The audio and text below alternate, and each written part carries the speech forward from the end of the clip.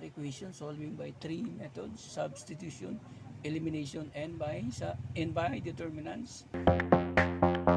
So example natin, meron tayong equation 1, tawag ito equation 1 and equation 2. So by substitution, equation 1,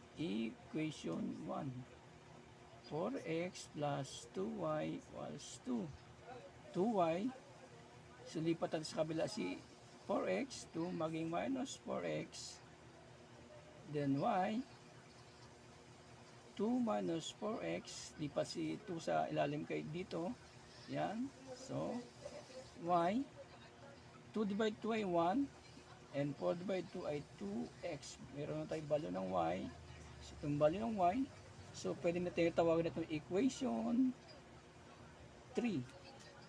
So dito kay equation 2, si equation 2 ito, si equation 2 ay 2x minus y equals to 7. So value ng y natin ay, so 2x, value ng y ay 1 minus 2x equals to 7. Then 2x, negative 1, negative, so maging positive 2x equals to 7.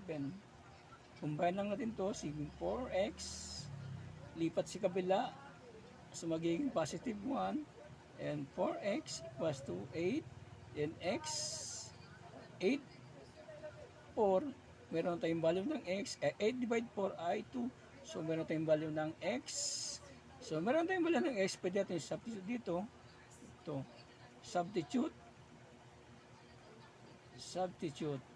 yan dito, yung y 1 minus, yung value ng x ay 2,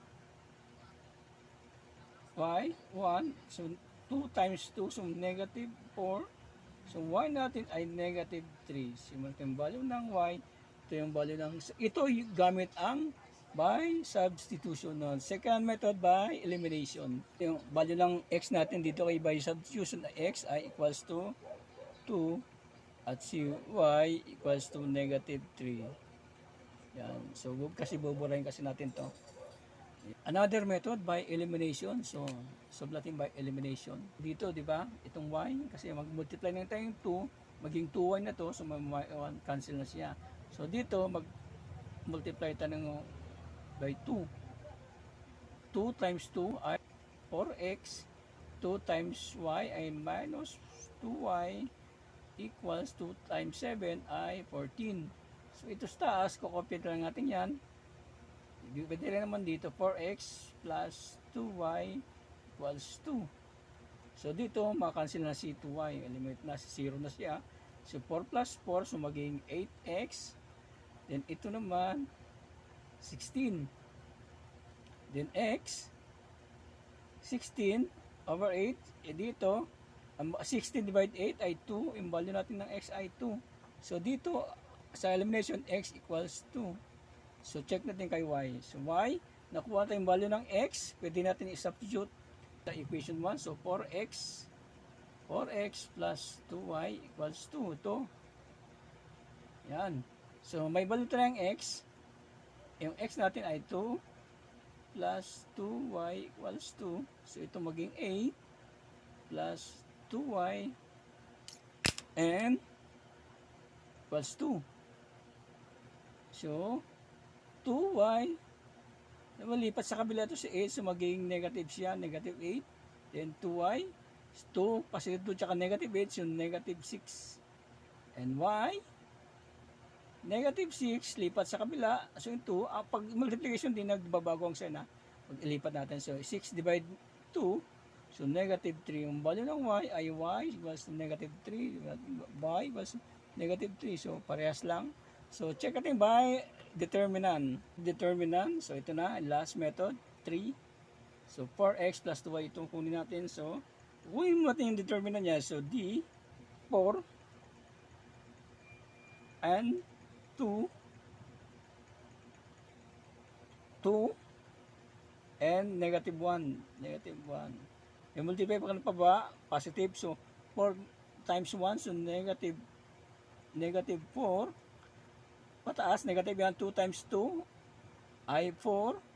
So ang determinant niya ay negative 4, negative 4, so maging negative 8. So meron tayong value ng determinant ay negative 8. Using term x equals to 2 and 7, 2 and 7, kay y tayo 2, ay negative 1 over determinant.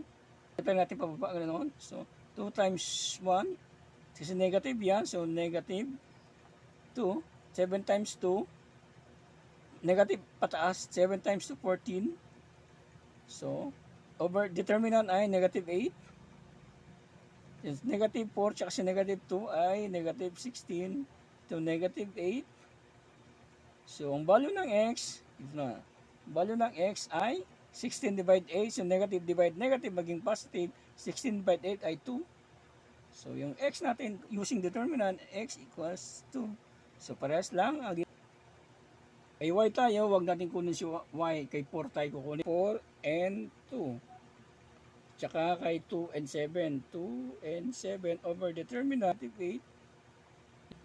28. 2 times 2, negative 4. Negative 8. 28 minus 4, 4. Over negative 8. So, 24 divide 8. Dito natin kunin. So, negative 3. So, value ng y using determinant ay, si y ay negative, plus negative 10. So, the same lang yung answer. So, kung may tanong kayo, please comment lang at magtanong. Kung hindi ka pa nakapag-subscribe, please subscribe para lagi tang updates kung may mga bago akong video. At press na bell na rin. Thank you. Bye-bye!